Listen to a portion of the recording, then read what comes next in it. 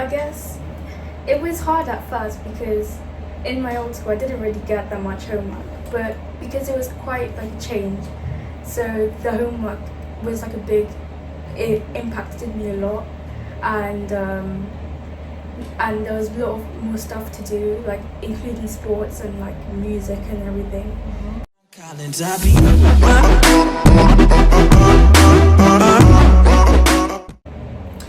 Hi geekers, I have got an amazing treat for you guys today. Today I have two very special guests, Geek School VIPs, Geek School graduates, one by the name of Layla, another by the name of Savannah, and I just brought them on set with me today to share their success stories and to give you guys who are preparing for your 11 plus exams, for the grammar schools, for the independent schools, some tips and advice on what you can do to gain the successes that they both have. We'll start with you, Layla. Okay.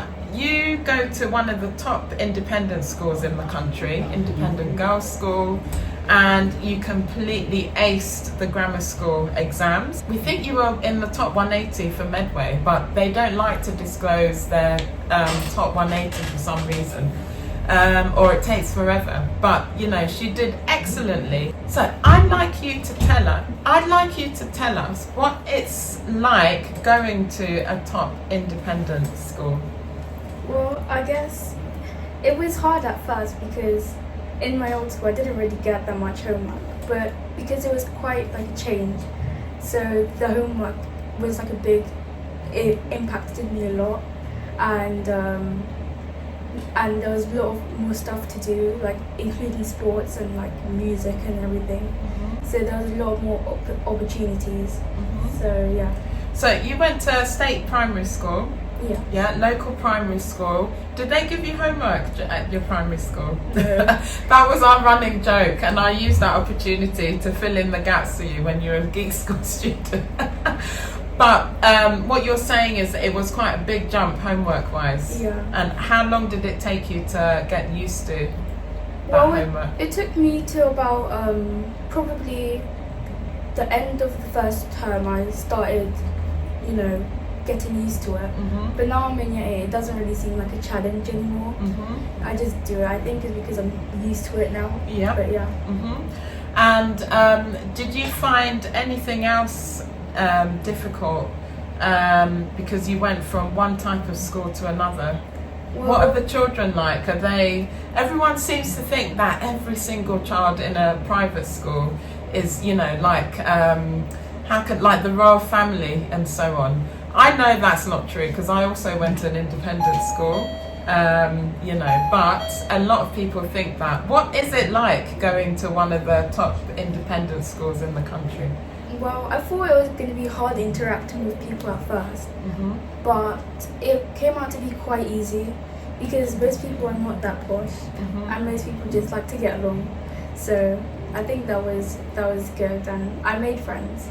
Well, I have friends, and yeah, it's pretty good. I have a good relationship with most people in the class.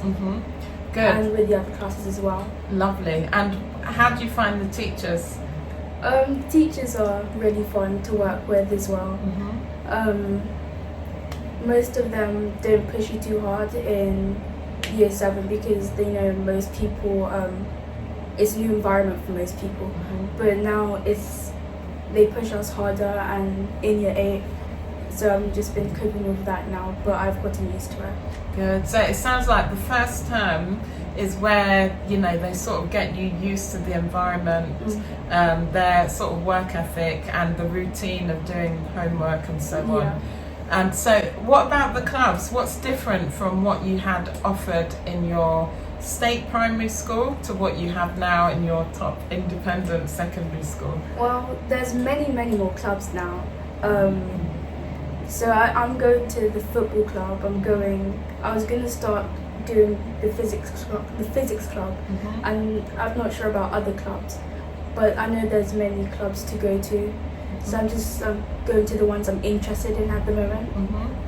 Okay. And do you speak to any of your friends who maybe didn't go to independent or grammar school? And what's the difference, do you find, if any?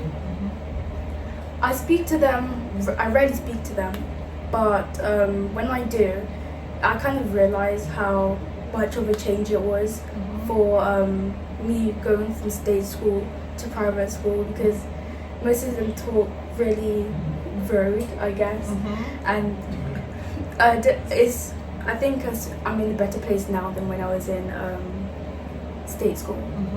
Okay. Would you change your school and go where they are?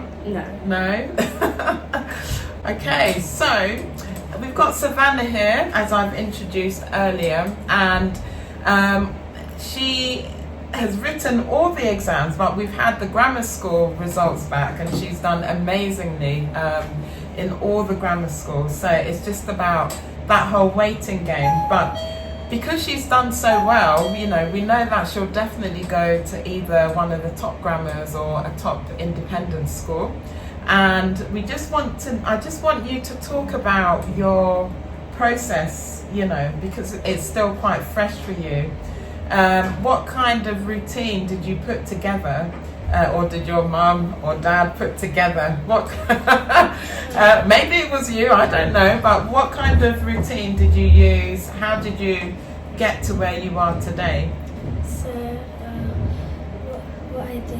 what my parents did is basically on the days that I didn't have gig, I would do homework that they set for me daily, and on the days that I did, then I wouldn't have the homework, but and then I'd do the work they set, and then do more work. Good. So in the early days, I remember the homework was a bit of an issue at geek school. Actually, both of you at some point, they're laughing. I'm very particular, and the team were very particular about the homework being done, because it's all part of that process. What advice would either of you give to students who think, oh my goodness, all these books, all these papers, she's trying to take over my life, like what is going on, what advice would you give to them? You may think it's ridiculous at first, but it actually does stuff, it actually helps you, and those questions will actually come up in the test. And even if you think it's out of ordinary and you'd never be asked that, it really does come up in the test. Good. So, having been through the process myself, I always tell you guys that my students always get my story times, when I did the 11 plus, and all of that. The idea isn't to bombard students with lots and lots of work and make your life a misery and make you feel like your childhood has been, basically deleted. That's not the idea. It's just about getting you to a standard of remembering. I think that's often the hardest thing for a lot of students, because for maths in particular, there are so many topics. It's almost 50. Can you imagine? Almost 50 topics. Now, you guys, actually, you can answer this, because if I say it, some parents or students think, no, that can't be. Do you think that for the maths papers that you were asked questions that are definitely not topics you were taught in primary school? Yes? And now you're in secondary school. Do you recognise anything you've been taught in year 7 or 8 that was in an 11 plus paper? Yeah. What type of topics? Well, algebra mostly. I didn't really do algebra in my old school. We just touched on it a bit, just like A plus B equals C. But now it's getting hard. Now it's getting harder now. We're doing expanding brackets and factorizing brackets in school right now. So yeah.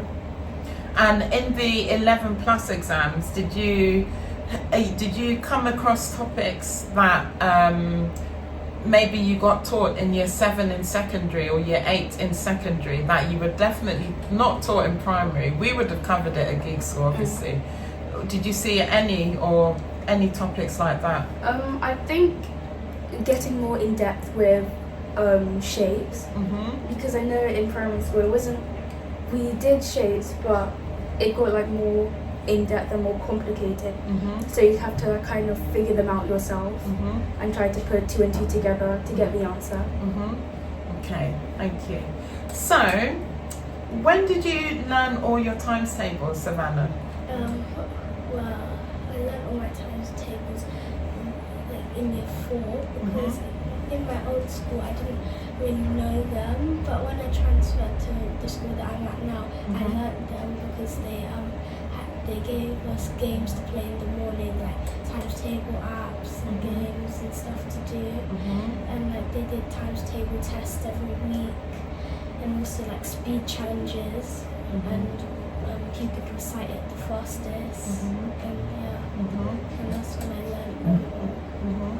How important do you think times tables are for the 11 plus? Very important. On a scale of 1 to 10, what would you say? 10? Yeah. Do you think that if you were still counting on your fingers and you didn't know the times tables, that you would have done so well or pass? Just if you didn't know your timetable, you probably just wouldn't pass. Why do you think so? Because timetables are kind of like the foundation of maths, and you need to know your times tables at least by year 4 or at most year 5 to actually do well, even in state school as well. Okay, I that is a very emotional topic of mine. If you know anything about Geek School, and if I'm in the building, you'll hear me grilling somebody about times tables, and they always get a 2-week deadline, to learn them, because you really, I want to say you can't do the 11 plus exams if it's a maths and English paper without. And even for things like verbal reasoning, some of the codes, you need to be able to recognise square numbers and so on. Okay, so any tips, guys? Any tips? Any tips? Practice every day. What does practice look like?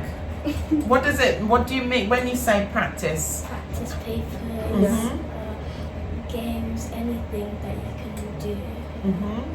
Okay, good. Like I guess even if you don't want to, if you don't want to make it feel like practice, like at least read or something, so at least like you're enjoying yourself whilst doing it, because it expands your vocabulary.